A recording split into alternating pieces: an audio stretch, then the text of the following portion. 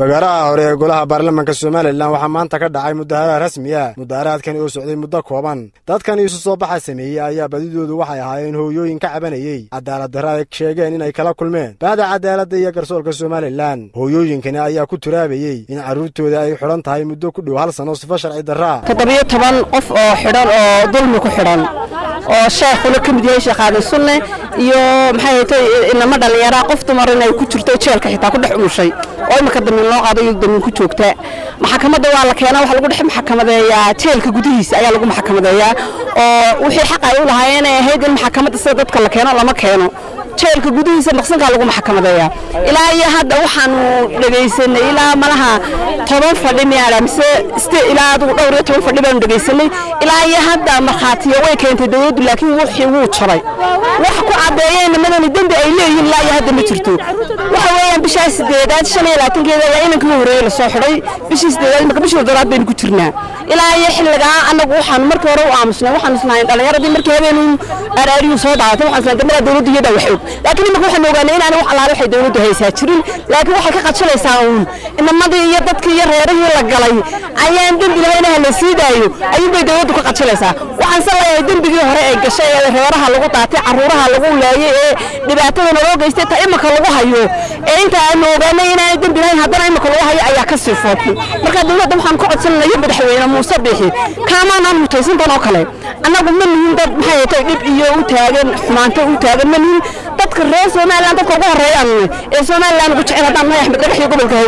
ka soo jeedaan namada dhalinyarada qoyan dulmiinta ka badan ma qaadan karno dulmiinta ka badan ma qaadan karno dawladdu hoos noo eegto baarlamaanka iyo dadka meesha ku jiraan dadka anagu oo soo dooranay codka ku soo saarnay weeyaan meel kale kama aanan dad meel kale ka yimid ma nihin dadka barnaamijka lagu soo noqonaya la raayo codka keenayaan nahay muwaadiniin dhamaan nahay marka madaxweynaha iyo intii ay qusaysay iyo cadaalad inta waxaan ka codsanaynaa in sidan loo dhaabo dulqaadkana imka uu naga dhamaaday markaan ogaanayna madeedii inaan dambi lahayn 8 saddexdii dambeeyana waxay ahaayeen maalintii 14 Oktoobar ee qaraxii uu koonfur ka dhici jiray isla yoomka laftirkiisa saddexdii labadii duhurnimo laga qaaday saddexdii ugu dambeeyay waxa weeyaan namadeed waxa lagu hayaa ma jirto waxaan awalna waxa lagu eegay dawladda horta balarka waxay xidhan bishii 8 maxay imka inooga dhiman bishii 7 bay inooga dhiman Soomaa waxa bishii 13 baa imka bishaas soo socota u noqonaysa xildhibaanna oo ka tirsan golaha baarlamaanka Soomaaliland ayaa isagu ku baaqay in bahda cadaaladda iyo garsoorka Soomaaliland ay hoos u eegto arintani waxaan ka ogaayay waxa xaafadaydii Axmed Dhagax waxa weeyaan mudaharaadka iyo kooti waxa u dhigamayaan caruur baa ka xidhan sanad marka waxay la caruurtii maxkamadda hal la keeno hadii wax lagu helana hal la xiro hadii kale la sii daayo waan xaqna way u leeyihiin marka maxkamadda waxa la ka codsanaynaa in maxkamad ilaaliin la keeno oo hadii wax lagu haysana la xiro hadii kale la sii daayo waa inta adigu waxa xildhibaan ka tirsan golaha baarlamaanka cabashada horteed sifa sharciya miyana ahayn aad marto adigu u process karayso meelan markaan weynaadeen wax walba la sameeyay waa la sameeyay waxa la wax aan ku qaban karnaa ma jirto marka dadkii waa hooyooyinkii in sheekhu uu xiran yahay laakiin caruurtu waxa leeyahay hadii wax lagu haysana hal la keeno hadii aan lagu haysana hadii aan la sii daayo waa intaada caruurteedii ka hadlayeen caruurteedii weyn wax laga qabtaa marka xildhibaankoodii baan ahay waxaan ka codsanayaa